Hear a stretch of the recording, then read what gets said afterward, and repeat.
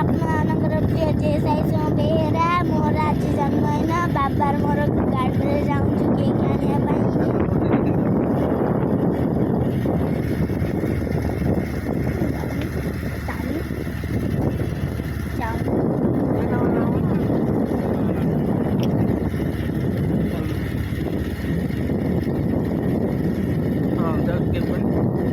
ଆମେ ଯାଉଛୁ କେକ୍ ପାଇଁ।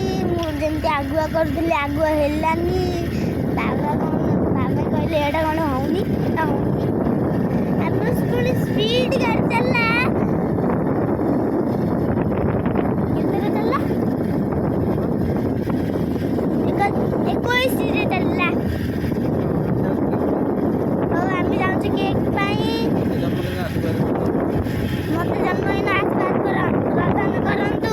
ଆମେ ଆଇଲା ବେଳେ ସ୍ପ୍ରେ କେକ୍ ଠାକୁରଙ୍କ ମୁଣ୍ଡେ ମାରିକି ଆସିବୁ। ବେଲୁନ ଆଣିବୁ, ଘର ସାରା ଲଗେଇବୁ। ସ୍ପ୍ରେ ଦୁଇଟା ଆଣିବୁ।